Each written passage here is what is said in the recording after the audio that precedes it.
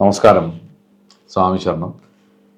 നമ്മൾ പഠിച്ചുകൊണ്ടിരിക്കുന്നത് രണ്ടാം ഭാവവുമായിട്ട് ബന്ധപ്പെട്ടിട്ടുള്ള കാര്യങ്ങളാണ്.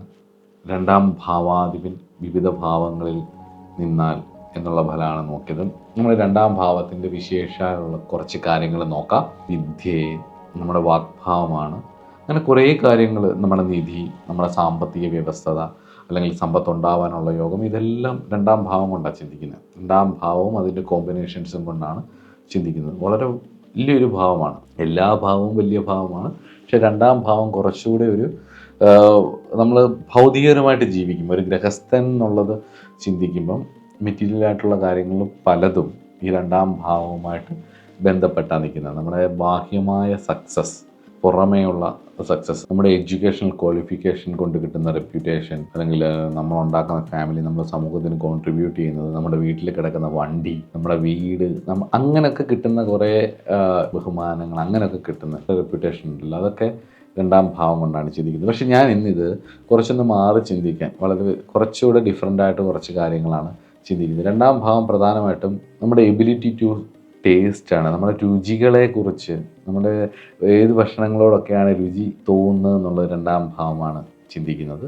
നമ്മുടെ പല്ലിൻ്റെ ബലം, നമ്മുടെ സംസാരത്തിൻ്റെ കഴിവ്, നമ്മുടെ ഫേസ് അപ്പിയറൻസ്, പിന്നെ നമ്മുടെ ചീക്ക്, നല്ല ചീക്ക്, അതായത് ഈ എന്താ പറയുക, വ്യാഴമൊക്കെ രണ്ടിൽ നിൽക്കുന്നവരുടെ ചെള്ള ഭയങ്കര തുടുത്തിരിക്കും. ഇങ്ങനെ നല്ല മെലിഞ്ഞിരിക്കണമെങ്കിൽ മുഖത്ത് നല്ല വണ്ണം കാണും, നല്ല വണ്ണം കാണും. അത് ഇച്ചിരി മോശമായിട്ടൊക്കെ ആണെങ്കിൽ സൈനസിനും അതേപോലുള്ള കഫക്കെട്ടും ഒക്കെ ഉണ്ടാവാനുള്ള സാധ്യതയുണ്ട്. അതുപോലെ തന്നെ നമ്മുടെ കണ്ണ് രണ്ടാം ഭാവമാണ്, പ്രത്യേകിച്ച് റൈറ്റ് ഐ രണ്ടാം ഭാവം കൊണ്ടാണ് ചിന്തിക്കുന്നത്. നമ്മുടെ ത്രോട്ടിനുണ്ടാകുന്ന ഇൻഫെക്ഷൻസ്, അതേപോലെ തന്നെ കഫക്കെട്ട്, അതേപോലെ സൈനസൈറ്റിക്സ്, ഇതെല്ലാം രണ്ടാം ഭാവം കൊണ്ടാണ് ചിന്തിക്കുന്നത്.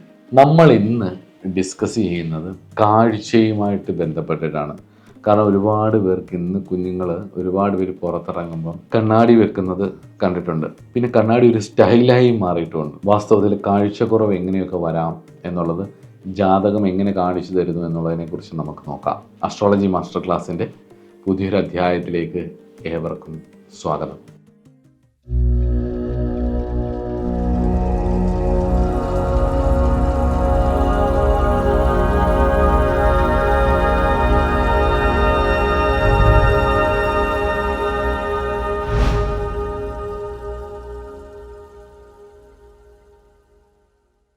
നമുക്ക് 5 ഇന്ദ്രിയങ്ങളാണല്ലോ ഉള്ളത്. കണ്ണ്, മൂക്ക്, നാക്ക്, ത്വക്ക്, ചെവി, അല്ലേ? ഈ ഇന്ദ്രിയങ്ങളിൽ പഞ്ചഭൂതാത്മകമായിട്ടുള്ള ഒരു കാരകത്വം ഇതിനെ ഋഷിമാർ കൊടുത്തിരിക്കുന്നു. ഭൂമിയുടേത് മണമായിട്ടും, ജലത്തിൻ്റേത് രുചിയായിട്ടും, അഗ്നിയുടേത് കാഴ്ചയായും, വായുവിൻ്റേത് സ്പർശമായും, ആകാശത്തിൻ്റേത് ശബ്ദമായും നമുക്ക് പറഞ്ഞു തരുന്നു. പഞ്ചേന്ദ്രിയങ്ങൾ പഞ്ചഭൂതവുമായിട്ട് കണക്ട് ചെയ്യുന്നു. പഞ്ചഭൂതങ്ങൾ അറിയാമല്ലോ, ഭൂമി, ജലം, അഗ്നി, വായു, ആകാശം. അതിൽ അഗ്നി ആണ് വാസ്തവത്തിൽ കാഴ്ചയ്ക്ക് കാരണമാകുന്നത്. വെളിച്ചം കണ്ണിലേക്ക് വന്ന് തട്ടുമ്പോൾ ഉള്ളിൽ കാണുന്നതെന്തോ അതാണ് നമ്മുടെ കാഴ്ച എന്ന് പറയുന്നത്. കാഴ്ചയ്ക്ക് ഒരുപാട് അർത്ഥമുണ്ട്. അകക്കാഴ്ച എന്നൊക്കെ പറഞ്ഞിട്ട് തന്നെ വേറെ രീതിയിൽ പറയുന്നത്. നമ്മളിപ്പോൾ കണ്ണിനെ കുറിച്ചാണ് സംസാരിക്കുന്നത്. നമ്മൾ ആ കണ്ണിന് വരാൻ സാധ്യതയുള്ള ഡിസോർഡേഴ്സിനെ കുറിച്ചും ഡിസീസുകളെ കുറിച്ചുമാണ് നമ്മൾ ഇന്നത്തെ വിഷയം. കുറച്ച് വ്യത്യസ്തമായിട്ട്, അല്ലെങ്കിൽ വേറൊരു രീതിയിൽ നമുക്കതിനെ അസ്ട്രോളജിയിൽ സാധാരണ കാണുന്ന രീതിക്ക് അപ്പുറമായിട്ട് കുറച്ച് വ്യത്യസ്തമായ കാര്യങ്ങളോട് നമുക്ക് അസ്ട്രോളജിയെ കുറിച്ച് ചിന്തിക്കാം. പുരുഷൻ്റെ ഇടത്തെ കണ്ണുമായിട്ടാണ് പറയുന്നത്. ലൈഫ് ഇങ്ങനെ ഇവോൾവ് ചെയ്തുകൊണ്ടിരിക്കുക, കാലദേശങ്ങൾക്കനുസരിച്ച് ജീവിതം ഇങ്ങനെ ഓരോ തരത്തിലും ഇവോൾവ് ചെയ്തുകൊണ്ടിരിക്കുക. അതുകൊണ്ട് തന്നെ നമ്മൾ അറിഞ്ഞതും അറിയാത്തതുമായിട്ടുള്ള ഒരുപാട് കാരണങ്ങൾ കൊണ്ട് ഈ അസുഖങ്ങൾ വരാം. പൂർവജന്മകൃതം പാപം വ്യാധിരൂപേണ ജായതേ എന്നാണ് ശാസ്ത്രത്തിൽ ഇതിനെ പ്രമാണം പറയുന്നത്. പ്രത്യേകിച്ച് സായണാചാര്യനാണ് ഇത് പറയുന്നത്. പൂർവജന്മകൃതം പാപം വ്യാധിരൂപേണ ജായതേ. പൂർവജന്മത്തിൽ വരെയുള്ള സോളിൻ്റെ ദുരിതങ്ങളാണ് വ്യാധിയായിട്ട് വരുന്നത്, ദുഃഖമായിട്ട് അല്ലെങ്കിൽ രോഗങ്ങളായിട്ട് വരുന്നത് എന്ന്. അതിനൊരുപാട് കാരണങ്ങളുണ്ട്. ഇപ്പം നമ്മൾ ഒരു ആക്ഷൻ സംഭവിക്കുമ്പം അതിൻ്റെ പിന്നിലൊരു തോട്ടുണ്ടാവും, അല്ലേ? ഒരു ആക്ഷൻ, ഇപ്പോൾ ഒരു രോഗം എന്ന് പറയുന്ന ഒരു ആക്ഷൻ ആണെങ്കിൽ, അത് ആക്ഷൻ മാനിഫെസ്റ്റ് ചെയ്ത് ഒരു സംഭവമാണെങ്കിൽ, ഒരു പ്രവൃത്തി എന്ന് പറയുന്നത് നമ്മൾ കാണുന്നത് മാനിഫെസ്റ്റ് ചെയ്ത ഒരു ആക്ഷൻ ആണെങ്കിൽ അതിന് പിന്നിലൊരു തോട്ടുണ്ട്. ആ തോട്ടിൻ്റെ റീസൺ എന്താണെന്നുള്ളതാണ് ശരിക്കും ജ്യോതിഷം കൊണ്ട്. അപ്പോൾ അവിടേക്ക് നമ്മൾ എത്തുമ്പം കർമ്മഫലത്തെക്കുറിച്ചും പ്രാരാബ്ധങ്ങളെക്കുറിച്ചുമാണ് പൂർവജന്മകൃതം പാപം വ്യാധിരൂപേണ ജായത എന്നുള്ള പ്രമാണമൊക്കെ നമ്മളവിടെ ഉപയോഗിക്കും. അപ്പം നമ്മൾ ഇവിടെ നമുക്കറിയാവുന്ന രീതിയിൽ കുറച്ചൊന്ന് ചിന്തിച്ച് നോക്കിയാൽ ഒരുപാട് കാരണങ്ങളുണ്ട് ഡിസോർഡറുകൾ വരാൻ. ഇപ്പോൾ പ്രഗ്നൻസി ടൈമിൽ അമ്മ എന്തെങ്കിലും രോഗം കൊണ്ടോ മറ്റെന്തെങ്കിലും കാരണം കൊണ്ടോ എടുക്കുന്ന മെഡിസിൻസിൻ്റെ സൈഡ് എഫക്റ്റ് ആയിട്ട് കുട്ടികൾക്ക് കണ്ണിന് പ്രശ്നങ്ങൾ വരാം. അല്ലെങ്കിൽ ജീൻസിൻ്റെയോ ക്രോമസോംസിൻ്റെയോ എന്തെങ്കിലും ചേഞ്ചസ് കൊണ്ടോ അല്ലെങ്കിൽ മറ്റെന്തെങ്കിലും അങ്ങനെയുള്ള മെഡിക്കൽ കാര്യങ്ങൾ കൊണ്ടോ ഒക്കെ പ്രശ്നങ്ങൾ വരാം. അല്ലെങ്കിൽ പാരമ്പര്യമായിട്ട് കണ്ണ് രോഗം എല്ലാവർക്കും ഉണ്ടെങ്കിൽ അതിൻ്റെ ഒരു കൊണ്ട് ചിലപ്പം വരാം. പ്രീമെച്യൂറായിട്ടുള്ള ഡെലിവറി സംഭവിച്ചിട്ട് ആ കുട്ടികൾക്ക് ചിലപ്പോൾ നേരത്തെ ഡെലിവറി ആയിപ്പോയിട്ട് അങ്ങനെയൊക്കെയുള്ള ഇഷ്യൂസ് കൊണ്ട് വരാം. ഇപ്പോൾ പ്രഗ്നൻ്റ് ആയിട്ടിരിക്കുന്ന സമയത്ത് വൈറ്റമിൻ എയുടെ ഡെഫിഷ്യൻസി കൊണ്ടൊക്കെ ചിലപ്പം കുഞ്ഞുങ്ങൾക്ക് കാഴ്ചക്കുറവ് വരാം. പിന്നെ പ്രഗ്നൻസി ടൈമിൽ മാതാവ് അനുഭവിക്കുന്ന അതിഭീകരമായിട്ടുള്ള പീഡനങ്ങളും സ്ട്രെസ്സും മാനസിക സംഘർഷങ്ങളും ഒക്കെ കുഞ്ഞിന് പലതരത്തിലുള്ള രോഗങ്ങൾ വരാം. അതിലൊന്ന് കാഴ്ചക്കുറവും ആവാം. ഇങ്ങനെ നീളുന്നു മോഡേൺ മെഡിസിനിൽ ഈ മേഖലയിലുള്ള റിസർച്ചിൽ അവരുടെ കണ്ടെത്തലുകൾ ഒരുപാടുണ്ട്. ഇങ്ങനെ നീണ്ടുകൊണ്ടേയിരിക്കും. പക്ഷേ നമ്മളിവിടെ ചിന്തിക്കുന്നത് ഈ കുഴപ്പങ്ങളൊന്നുമില്ലാത്ത ആൾക്കാരിലും ജനിക്കുന്ന കുഞ്ഞുങ്ങൾക്ക് പലർക്കും ഇങ്ങനെയുള്ള പ്രശ്നങ്ങൾ കാണുന്നുണ്ട്. അപ്പോൾ നമുക്കൊരു കൗതുകമാവും. നമ്മൾ അസ്ട്രോളജേഴ്സിന് അല്ലെങ്കിൽ അസ്ട്രോളജിയെക്കുറിച്ച് പഠിക്കാൻ ആഗ്രഹിക്കുന്നവർക്ക് നമുക്കൊരു കൗതുകം, എന്തുകൊണ്ട് ഇതിങ്ങനെ സംഭവിക്കുന്നു. ഇപ്പോഴും നമ്മൾ വീണ്ടും പോകുന്നത് പ്രാരാബ്ധത്തിലേക്കാണ്. ഒരു പർട്ടിക്കുലർ ടൈമിൽ, ഒരു പർട്ടിക്കുലർ പ്ലേസിൽ, ഒരു പർട്ടിക്കുലർ ഡേറ്റിൽ, ആ പോയിന്റിൽ ആ വ്യക്തി ജനിക്കാൻ എന്താണ് കാരണം? What is the purpose of life? ആ വ്യക്തിയുടെ പേർപ്പസ് എന്താണ് ലൈഫിൽ?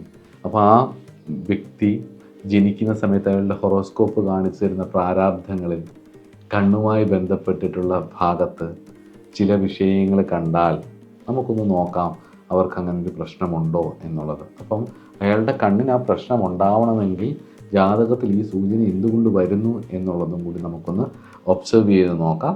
കാറ്ററാക്സ് എന്ന് പറഞ്ഞിട്ടൊരു ഡിസീസ് ഉണ്ട്, അറിയായിരിക്കും, തിമിരം എന്നൊക്കെ പറഞ്ഞിട്ട്. അപ്പോൾ അതെങ്ങനെ വരുന്നു എന്നുള്ളത് നോക്കുമ്പം കൂടുതലും രാഹുകേതു ആക്സിസിൽ, രാഹുകേതുവിനോടൊപ്പം രണ്ടാം ഭാവാധിപൻ യോഗം ചെയ്യുകയും അല്ലെങ്കിൽ രണ്ടാം ഭാവാധിപനോടൊപ്പം ശനി യോഗം ചെയ്യുകയും രവിയാൽ ആ ഗ്രഹത്തിന് മൗഢ്യം വരികയും ചെയ്യുന്നത് കണ്ടിട്ടുണ്ട്. മൗഢ്യം വന്ന് രാഹുകേതുക്കളുമായിട്ട് യോഗം വരുമ്പോൾ ഈ പറഞ്ഞ രണ്ടാം ഭാവാധിപൻ രണ്ടിലോ രണ്ടാം ഭാവത്തിലോ ബന്ധം വരുമ്പോൾ പൊതുവെ തിമിരത്തിൻ്റെ പ്രശ്നം വരുന്നത് കണ്ടിട്ടുണ്ട്. അടുത്തത് ഗ്ലൂക്കോമ എന്ന് പറഞ്ഞിട്ടുള്ള ഒരു ഡിസീസാണ്. അതായത് നമ്മളൊരു കാര്യം കണ്ടിട്ട് ആ കാണുന്നതിൽ നിന്നും ബ്രെയിനിലേക്ക് ട്രാൻസ്ഫർ ചെയ്യുന്ന ഒരു ഒപ്റ്റിക്കൽ നെർവ്സ് ഉണ്ട്. അതായത് ഇപ്പോൾ ഒരു സാധനം കണ്ടു കഴിഞ്ഞ് കഴിഞ്ഞാൽ അതിനെ ആ അറിവിനെ ബ്രെയിനിലേക്ക് കൊണ്ടുപോകുന്ന ഒപ്റ്റിക്കൽ നെർവ്സിനുണ്ടാവുന്ന കേടുപാടുകളാണ് അതിന് കാരണമാവുന്നത്. അപ്പോൾ എന്ത് ചെയ്യും എന്ന് പറഞ്ഞു കഴിഞ്ഞാൽ ഒപ്റ്റിക്കൽ നെർവ് കാര്യങ്ങൾ കൊണ്ടുപോകുന്നത് എന്നുള്ളത് വരുമ്പോൾ തന്നെ നമുക്ക് ആലോചിക്കാം ബുധനാണ് എന്നുള്ളത്. രണ്ടാം ഭാവാധിപനും 6-8-12 പോവുകയും ബുധന് മൗഢ്യമോ അല്ലെങ്കിൽ ബുധന് മറ്റ് പാപബന്ധങ്ങളോ കുജനോ ശനിയോ ഒക്കെ ബന്ധം വരികയും ചെയ്തു കഴിഞ്ഞാൽ ആ ഒരു സിഗ്നൽ ബ്രേക്ക് കൊണ്ട് നമുക്ക് മനസ്സിലാക്കാം ഗ്ലൂക്കോമയാണെന്നുള്ളത്. അപ്പം ഗ്ലൂക്കോമ എന്ന് പറയുമ്പം ബുധനാണ്, ആ സിഗ്നൽ ബ്രേക്കിംഗ് ആണ്. സിഗ്നൽ ബ്രേക്കിംഗ് എന്ന കമ്മ്യൂണിക്കേഷൻ ബ്രേക്കിംഗ്. കമ്മ്യൂണിക്കേഷൻ ആരാണ്? ബുധനാണ്. നെർവ്സ് ആരാണ്? ബുധനാണ്. നമ്മുടെ ചുറ്റും കാണുന്ന പടർന്നു കയറുന്ന വള്ളികൾ, കുരുമുളകുകൾ, ഒപ്റ്റിക്കൽ ഫൈബേഴ്സ്, ഞരമ്പ്, കമ്മ്യൂണിക്കേറ്റ് ചെയ്യുന്ന കാര്യങ്ങൾ, വാക്ക്, ദൂതൻ, ഇതെല്ലാം ബുധനാണ് ആള്. കാൽക്കുലേഷൻസ് ഇതെല്ലാം ബുധനാണ്. അപ്പം ഇവിടെ നമ്മളൊരു സാധനം കണ്ടിട്ട് അത് ഉള്ളിലേക്ക് കയറി ചെന്ന് ബ്രെയിനിലേക്ക് എത്തുന്നതിന് മുമ്പേ എന്തൊക്കെയോ കാരണം കൊണ്ട് സിഗ്നൽ ബ്രേക്ക് ആവുന്നു, അല്ലെങ്കിൽ പറ്റുന്നില്ല, അല്ലേ? അപ്പോൾ അത് ബുധൻ്റെ ക്ഷതവും, രണ്ടാം ഭാവാധിപൻ ബുധൻ 6-8-12 ശനി ഇതിൻ്റെയൊക്കെ കണക്ഷനാണ് അതിലേക്ക് എത്തിക്കുന്നത്. അതേപോലെ തന്നെ മൂൺ രവി കൺജങ്ഷന് യോഗം, അതായത് മൂണും ചന്ദ്രനും രവിയും കൂടെ യോഗം ചെയ്ത് രണ്ടാം ഭാവത്തിൽ നിൽക്കുകയും അത് അമാവാസിയാവുകയും ചെയ്ത് കഴിഞ്ഞ് കഴിഞ്ഞാൽ അവർക്ക് കണ്ണുരോഗത്തിനുള്ള യോഗമാണ് കേട്ടോ. ഞാൻ കണ്ടിട്ടുണ്ട്, ഒന്നല്ല പലയിടത്ത് കണ്ടിട്ടുണ്ട്. അതുപോലെ തന്നെ രണ്ടാം ഭാവത്തിൽ ഗുളികൻ നിൽക്കുക, ഗുളികൻ വർഗോത്തംശം ആവുക, അവിടേക്ക് ശനിയുടെ ബന്ധമോ ശനിയുടെ യോഗമോ വരിക, രണ്ടാം ഭാവാധിപൻ 6-8-12 ഭാവത്തിൽ പോവുക, ഭാവാധിപനുമായിട്ട് യോഗം ചെയ്യുക, 6-8-12 ഭാവാധിപന്മാരുടെ നക്ഷത്രത്തിലൊക്കെ നിൽക്കുക. ഇതൊക്കെ ചെയ്താൽ ഒരു കണ്ണിനൊരു കേടുണ്ടാവും. അതായത് കണ്ണിനൊരു ബാലൻസിങ് ഉണ്ടാവും. ഒരു കണ്ണ് ചിലപ്പോൾ അങ്ങോട്ടോ ഇങ്ങോട്ടോ മാറുന്നതായിട്ട് കാണാം.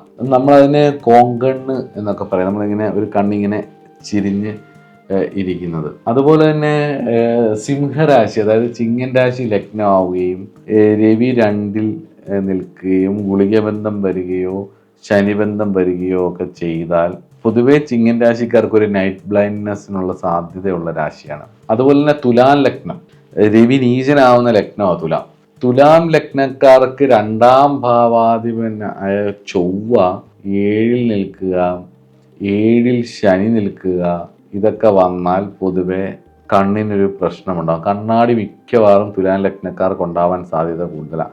2-ാം ഭാവാധിപന് 7-ൽ, ആ 7-ൽ നിൽക്കുന്ന കുജന് ശനിയുടെ ദൃഷ്ടി, അതുപോലെ 2-ൽ ഗുളികൻ, ഇതൊക്കെ വന്നു കഴിഞ്ഞ് കഴിഞ്ഞാൽ പൊതുവെ കണ്ണിനൊരു പ്രശ്നം വരാൻ സാധ്യതയുണ്ട്. 2-ാം ഭാവത്തിൽ ഇപ്പം ലഗ്നം തുലാം വരിക, 2-ൽ ഇപ്പം വൃശ്ചിക മാസത്തിൽ ജനിച്ചിട്ട് ലഗ്നം തുലാം വരിക, അവിടെ ചന്ദ്രൻ യോഗം വരിക. അപ്പോൾ ചന്ദ്രന് ഇവർ രണ്ടുപേരുടെ അടുത്തടുത്തൊക്കെ നിൽക്കുകയാണെന്നുണ്ടെന്നുണ്ടെങ്കിൽ കണ്ണിന് ഒരു പ്രശ്നം വരും കേട്ടോ. അതുപോലെ തന്നെ ജാതക പരിജാതകത്തിൽ ശുക്രേന്ദു നയനാദീശേ എന്ന് പറയുന്ന ഒരു പ്രമാണമുണ്ട്. അതായത് ശുക്രനും ഇന്ദുവും നയനത്തിൻ്റെ നയനാദീശൻ, അതായത് 2-ാം ഭാവദ്വീപനുമായിട്ട് ബന്ധം വന്നാൽ എന്ന് പറഞ്ഞിട്ടൊരു ശ്ലോകമുണ്ട്. അപ്പോൾ ശുക്രനാണ് റെറ്റിനയുടെ കാരകൻ. ഇപ്പം അഗ്നികാരകനായിട്ടുള്ള പ്രകാശത്തെ റിഫ്ലക്റ്റ് ചെയ്യിക്കുന്നതാണ് ജലം. അപ്പം ജലത്തിൻ്റെ തന്നെ വേറൊരു കാരകത്വമാണ് റെറ്റിനയും ആക്ച്വലി. അപ്പം ശുക്രനാണ് റെറ്റിനയുടെ കാരകൻ. അപ്പം ശുക്രനും 2-ാം ഭാവാധിപനും ഒക്കെ നീചം ഭവിക്കുകയോ അല്ലെങ്കിൽ ശുക്രന് മൗഢ്യം വരികയോ ഒക്കെ ചെയ്താൽ, ശുക്രന് മൗഢ്യം വന്നു കഴിഞ്ഞാൽ റെറ്റിനയ്ക്ക് വീക്കം വരിക, അല്ലെങ്കിൽ റെറ്റിനയുടെ സൈസ് വേരിയസ് ആയി മാറുക, റെറ്റിനയുടെ സൈസിൽ എന്തെങ്കിലും വിഷയം വരിക, റെറ്റിന ഡിസ്ലൊക്കേറ്റഡ് ആയി പോവുകയൊക്കെ ചെയ്യുക, ഇങ്ങോട്ടൊക്കെ മാറിയിരിക്കുക, കൃത്യമായിട്ടുള്ളത് കാണാനൊന്നും പറ്റാത്ത അവസ്ഥ, ഇങ്ങനെയൊക്കെ വരാം. ഇത് ശുക്രനാണ്, ശുക്രൻ്റെ ബലക്ഷയം കൊണ്ടാണ് സംഭവിക്കുന്നത്. ഞാൻ എന്തിനാണെന്നറിയോ ഇതൊക്കെ എടുത്ത് പറയുന്നത്? കണ്ണിനുള്ള കാഴ്ച പല രീതിയിൽ വരാം. പുറത്തുള്ള പുകപടലങ്ങൾ കൊണ്ടാണെന്നുണ്ടെങ്കിൽ രാഹുവോ ശനിയുടെയൊക്കെ ഇൻഫ്ലുവൻസ് കൊണ്ടായിരിക്കും. നെർവ്സിൻ്റെ ആണെങ്കിൽ ബുധനായിരിക്കും. റെറ്റിന റിലേറ്റഡ് ആണെങ്കിൽ ശുക്രനായിരിക്കും. ശുക്രൻ റിലേറ്റഡ് ആയിട്ട് വരുമ്പോഴൊക്കെയാണ് റെറ്റിന ട്രാൻസ്പ്ലാന്റേഷനൊക്കെ നടക്കുന്നത്. വേറെ മരിച്ച ആൾക്കാരുടെയൊക്കെ എടുത്ത് വെക്കുമല്ലോ, ലെൻസൊക്കെ എടുത്ത് വെക്കുന്നത് ഈ പറഞ്ഞ പോലെ ശുക്രൻ്റെ ബന്ധം 2-ാം ഭാവവുമായിട്ട് ബന്ധം വന്ന് നീചം ഭവിക്കുമ്പോഴൊക്കെയാണ്. ഇപ്പം ലഗ്നത്തിന് 2, 7, 5, 9 ഭാവാധിപന്മാർ 6, 8, 12-ൽ പോവുകയും ശുക്രൻ ലഗ്നത്തിൽ ബലമില്ലാതെ നിൽക്കുകയോ അല്ലെ ശുക്രൻ ലഗ്നത്തിൽ അംശിക്കുകയോ ചെയ്താൽ കണ്ണിന് പ്രശ്നം വരാം. ഒന്നത്. ഇനി നമുക്ക് അതുപോലെ തന്നെ 2-ാം ഭാവാധിപൻ നീചനായിട്ട് 6, 8, 12-ൽ പോവുകയും വ്യാഴം ബലക്ഷയം വരികയും രവി ബലം കൂടുകയൊക്കെ ചെയ്തു കഴിഞ്ഞ് കഴിഞ്ഞാൽ കണ്ണിന് പ്രശ്നം വരാം, കാഴ്ചയ്ക്ക് പ്രശ്നം വരാം. 2-ാം ഭാവാധിപൻ ശനി ഗുളികൻ, ഈ 2-ാം ഭാവത്തിലെ ഗുളികനും ശനിയും കൂടെ യോഗം ചെയ്ത് കഴിഞ്ഞാൽ പൊതുവെ ഒന്നി തൊണ്ടയ്ക്കൊരു പ്രശ്നം കാണും, അല്ല സൈനസൈറ്റിക്സിൻ്റെ പ്രശ്നം കാണും, ഇല്ലെങ്കിൽ ഉറപ്പിച്ചോ കണ്ണിന് പ്രശ്നം കാണും. ഒരു കണ്ണിങ്ങനെ സൈഡിലോട്ടിരിക്കും. അതുകൊണ്ട് 2-ാം ഭാവത്തിൽ ശനി ഗുളികൻ്റെ കോമ്പിനേഷൻ, അല്ലെങ്കിൽ ശനി കുജ കോമ്പിനേഷൻസ്, അല്ലെ ശനി കുജ രവി കോമ്പിനേഷൻ, അല്ലെ ശനിയും കുജനോടൊപ്പം രാഹുകേതുക്കളുടെ ബന്ധം, അല്ലെ രവിയോടൊപ്പം രാഹുകേതുക്കളുടെ ബന്ധമൊക്കെ വന്നു കഴിഞ്ഞ് കഴിഞ്ഞാൽ കണ്ണിനും പ്രശ്നങ്ങൾ വരാനുള്ള സാധ്യത കൂടുതൽ. ഒന്നീ കണ്ണിന്, അല്ലെ തോട്ടിന്, അല്ലെങ്കിൽ തലവേദന, വിട്ടുമാറാത്ത തലവേദന, സൈനസൈറ്റിക്സിൻ്റെ ഒക്കെ പ്രോബ്ലം വരാനുള്ള സാധ്യതയുണ്ട്. നമുക്കിതൊന്ന് കൺക്ലൂഡ് ചെയ്യാം.